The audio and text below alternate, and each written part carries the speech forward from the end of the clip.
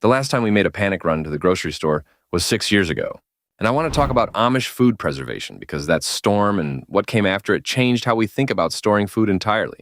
A storm was coming, the forecast had turned the parking lots into a kind of slow riot, and we drove home with the wrong things and not enough of them. We haven't done it since, not because we became survivalists and not because we stopped eating. We just stopped needing the store the way the store needs us to need it. Our Amish neighbors thought the whole thing was strange. Not the storm, the panic. The idea that a household would keep only a few days of food on hand and trust a truck to arrive on schedule for the rest of its life. To them, that was the odd choice. And the longer I sat with it, the more I understood they were right. There's an industry built on the assumption that you'll store almost nothing, and the refrigerator sold that idea better than any advertisement ever could. Once a cold box hummed in every kitchen, the pantry shrank. The root cellar got filled in with concrete, and the knowledge of how to keep food without electricity quietly left the building. By the 1950s, most American families had handed their food security over to a grid and a supply chain, and called it progress. The Amish simply declined to sign up. What they kept instead was a pantry that doesn't run out. I want to walk you through how it actually works, because the pieces matter more than the idea. And a few of them surprised me even after years of watching. It starts with canning, which sounds simple and isn't. You put food in a mason jar, you boil it, the heat kills what would spoil it, and the seal holds the rest out. The Amish jars I've seen lining a cellar wall hold tomatoes, green beans, peaches, whole chickens in their own broth. Done properly in a pressure canner, low-acid foods stay safe for years. And this matters because improperly canned low-acid foods are one of the few reliable ways to produce botulism, which is why headspace and processing time aren't suggestions. The first time I tried it myself, I ended up with 3 jars that refused to seal, and one that sealed so well I needed a butter knife and a quiet word with myself to open it. The skill's in the timing and the headspace, that small gap left at the top of the mason jar. And there's no shortcut that survives contact with a winner you actually have to eat through. The USDA guidelines on this exist for a reason, and the Amish know them the way the rest of us know how to parallel park. Then there's fat. When you cook a piece of meat and submerge it in its own rendered lard or tallow, the fat hardens into an airtight seal, and without oxygen, the bacteria that cause spoilage have nothing to work with. The French built an entire cuisine on this and called it confit. The Amish just call it Tuesday. A crock of pork kept under lard in a cool cellar will hold for months, and the meat comes out tender in a way that makes the modern freezer look like a downgrade. I was skeptical until I ate it.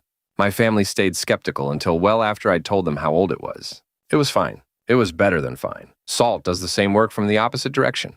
Instead of sealing the air out, it pulls the water out, and bacteria can't grow in something that has no moisture left to give. Rome paid its soldiers partly in salt, because salt was the difference between meat that lasted a season and meat that lasted a week. A salt-cured ham, the kind of thing that eventually becomes country ham or, done with more ceremony and more time, prosciutto. Hung in the right conditions, keeps for a year or more. Smoke was often part of this too. A smokehouse sitting behind an Amish farmstead isn't decorative. It's doing the same antimicrobial work it always did, killing surface bacteria and pulling more moisture from the meat before the salt even finishes its job. I cured one once, badly underestimated how much salt the process takes, and was still finding crystals in the corners of the kitchen a month later. The ham was excellent. The kitchen took longer to recover than I did. Fermentation is the one most people have eaten, without ever knowing they were eating preservation.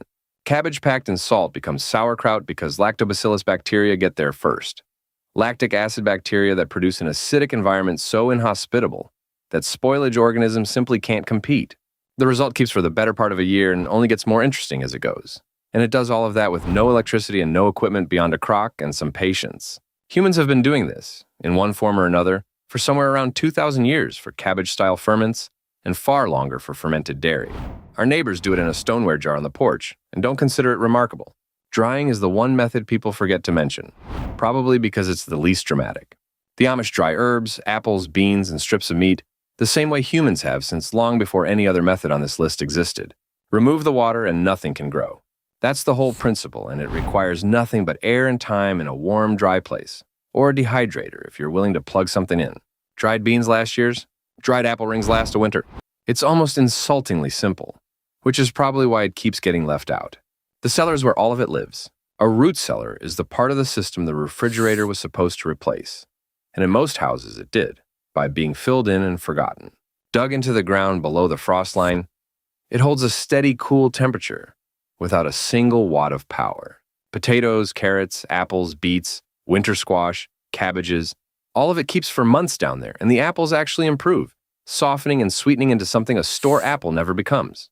The Romans stored food in underground pits 2,000 years ago, for the same reason we should now. The ground doesn't lose power in a storm. There's a quieter trick underneath all of these, and it's the one the refrigerator made everyone forget. Most of the foods we reflexively chilled don't need it. Eggs, fresh from a hen and unwashed, keep for weeks on a counter because the shell carries a natural coating called the bloom or cuticle that seals them against bacteria. Without it, they need refrigeration. With it, they don't. The Amish store them buried in containers of clean wood ash, which is alkaline enough that bacteria won't settle, and they keep for months. There's also an older method called water glassing, using food-grade calcium hydroxide dissolved in water, which preserves eggs for up to a year.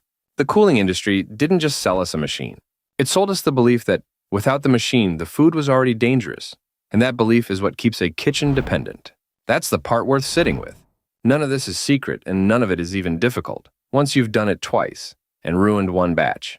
It was simply allowed to disappear, because a household that can keep a year of food is a household that doesn't need much from anyone. And that isn't a profitable kind of household to have around. The knowledge didn't die. It just moved into the homes of people who were never interested in the upgrade. We didn't adopt all of it at once. We started with the cellar because it was the laziest option, then the canning, then the rest as we came to trust it. 6 years on, the pantry holds enough that a storm is just weather. And the store is somewhere we go when we feel like it, instead of somewhere we run to when we're afraid. There's one piece I left out of all this on purpose because it deserves its own telling. There's a short list of foods we stopped refrigerating entirely years ago, and a few of them are going to sound wrong until you understand why the cold was never doing what you thought it was doing. That's where I'd go next.